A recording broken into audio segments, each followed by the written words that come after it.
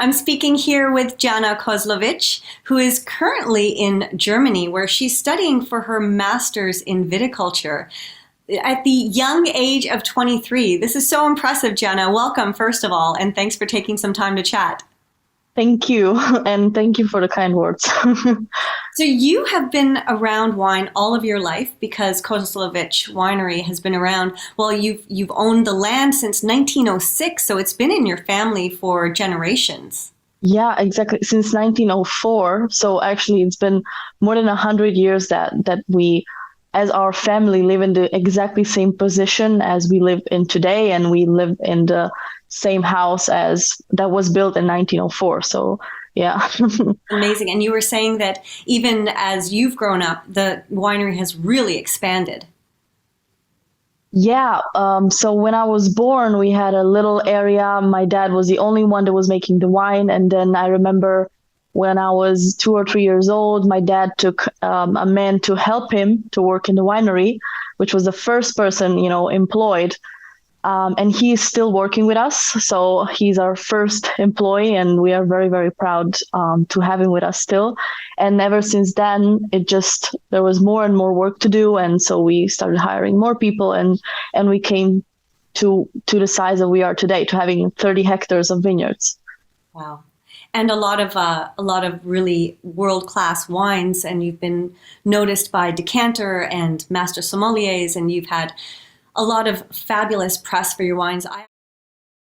So can we talk, first of all, a little bit about this wine? Because Yes. many people are not familiar with Croatian wine in general, but also there are so many indigenous grapes that we are even less familiar with. So this was the Malvasia. Yes, exactly. So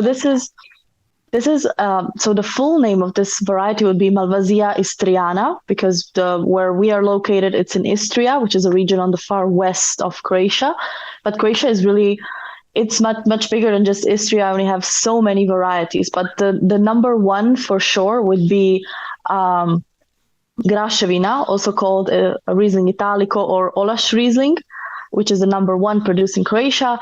And then we have Pošip as a wide variety of Dalmatia. And then we have Malvasia in Istria. But I would say Dalmatia, I think, is really an area where they have a lot. And Dalmatia is the whole area around the coast, so where we have more than 1,000 islands, where we have so many indigenous varieties, especially red, like Babić, like Zinfandel, like Crljenak, which is Crljenak is the father of Zinfandel, basically, also of the variety that's very popular in California. And so it's an area that's really, really has so much potential to become very popular in the future.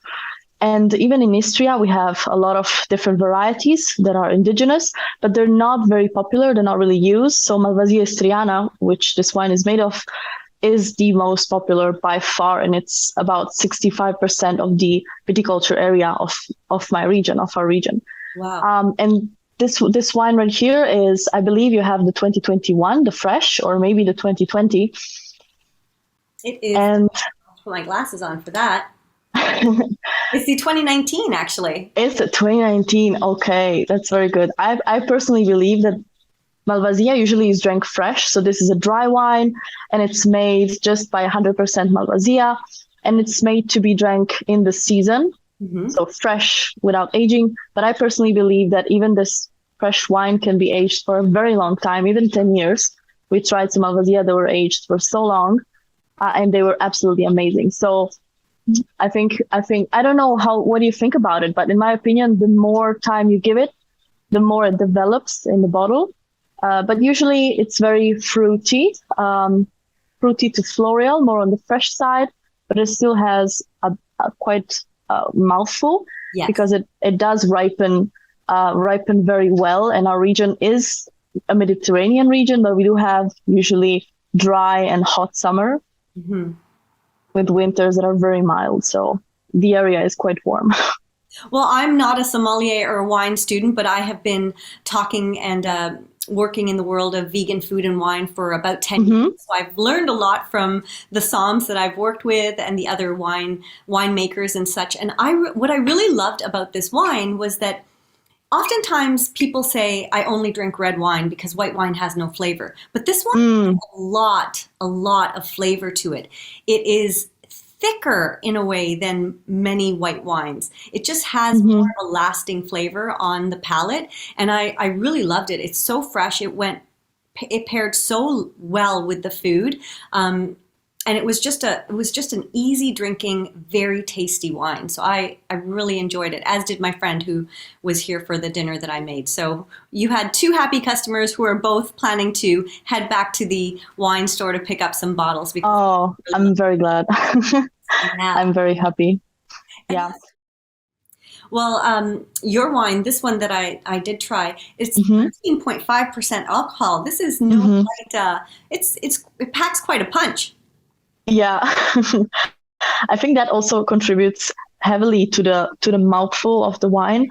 The fruit is quite ripe, and we noticed. So this will be our fresh Malvasia, but in as we go from year to year, it's not the fresh Malvasia that it used to be before because it's more powerful every year, and I guess this has to do with climate change and just with us, people harvesting later and wanting a bit more quality and a bit less quantity. So they have less grapes and they are more concentrated, have more alcohol.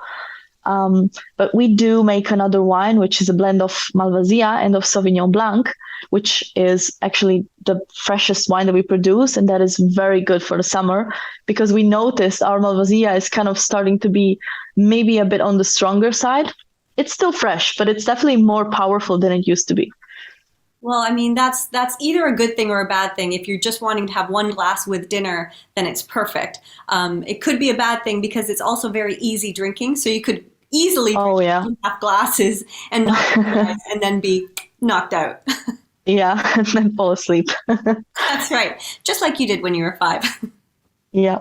Now let's talk a little bit about the winery itself. So your family has been on the land since 1904, so over hmm 100 years, and but your winery has made a conscious decision to focus on smaller productions and really therefore focusing on the quality of the wine. So I just want to hear your position on that. Yeah. So my dad, Gianfranco Kozlović, together with two other winemakers, with one is Matošević and the other one is De Grassi, also from Istria, from my region. They started in the 90s to produce wines, and the usual wine type was just quite fresh, very low sugar, very low alcohol, really easy drinking, often really faulty. And this was a result of many of the just social conglomerates that were producing a lot of wine during socialism in Yugoslavia. And after that stopped, then they said they were three of many, but there were very little, that said, okay, let's try to produce high quality wine and let's try to reduce the yields and see what happens. Everybody is saying outside of Croatia is doing it and it works and the wines are great. So let's try it. And so they were the first in the area to try and experiment with having high quality or higher quality wines. And we've come a long way, really, in this last 20 years. My dad has a lot of experience, and when it's just these three people that are trying to make quality wine in the region, you don't even have a lot of people to help you, and you kind of have to figure things out on your own. And so I think their basis of knowledge is really great. And what we do today is many things. We also have a consultant from Italy that comes to help us regularly with just little tweaks on what to do, what products to use or not to use, and treatments of the soil, the pruning, just kind of regulating the yield also by cutting off if the bunches are too big, just cutting off little sections of it, and stuff like that. That is really giving us a lot of satisfaction in the wine quality in the end. And you talked earlier about loving the fact that you're in the forest and you're surrounded by hmm nature. And I know that sustainability is a big initiative for you at the winery. So tell us a little bit about that side of the winery. hmm So the first part of the winery was built in 1994, which was a very small part. And then in 2012, we opened a bigger part of the winery, which is more modern. It's really big. I mean, bigger. So good for what we produce now. And when we opened this new part, we also installed basically a biological system with different bacteria that cleans out the water that gets out of the cellar. Okay. So because we do have a lot of water sources and actually water, small rivers that are around us. And so we don't want the water that we release from the winery to go and cause some type of problems to this water that we have surrounding us. And so we have this cleaning system, which is complicated to maintain, and it's a lot of, issues with it. But still, I think it's a great idea to try and release clean water from your winery, especially because you do use a lot of chemicals to clean in the cellar. Second thing we want to do is we want to install solar panels.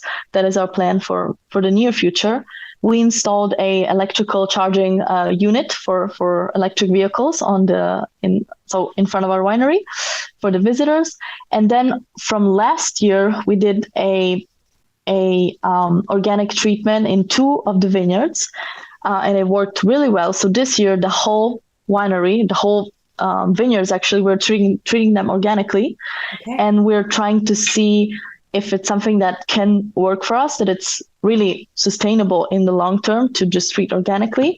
It seems that it is, and possibly pursue a certificate. Okay. And I know also that your wines are vegan friendly, so you don't use any animal products in your fining processes and filtration. Was that a conscious decision, or is that just always the way that it's been done with you guys? No, it was, there's a lot of, I guess, products that you can use to clean out the wines when you get the grapes, which are the grape juice, which is very, very turbid.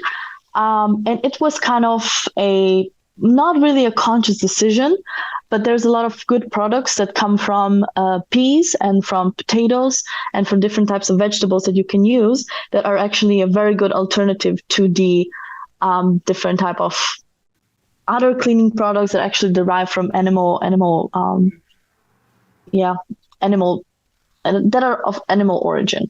Right. Okay. So my last question to you, Gianna, is Croatian wine outside of Croatia, or at least here in Canada, is not super well known. What would you like to let people watching know about the indigenous grapes and about Croatian wine in general? What would you say to encourage them to try either the Malvasia, how do you say it again? Malvasia, or this one here? Exactly, the Teran, yeah. What I would say, so I would say that we are a part of the old continent, so of Europe, and we've been in Europe ever since it existed. So our wine producing tradition is as old as Italy's or France or other countries in Europe. And so we've always been making wine, and we are just people that have had their past connected to wine ever since we exist. And so we do produce very good wines and have been for a very long time. And just to come and see. I mean, I know Croatia is very famous because of the beaches, because of the sea. It's a very popular touristic destination, but I would say include in your trip also a visit to a winery that you can easily find online, and recommendations for wineries. And I think it really is a richer trip. Well, thank you so much for taking the time. Good luck with the rest of your master's degree. And thank you very much. Maybe coming to Croatia. It's always been on my list of travel destinations, and now I have one more reason to visit. Okay. I would love to host you, and thank you as well. Thank you.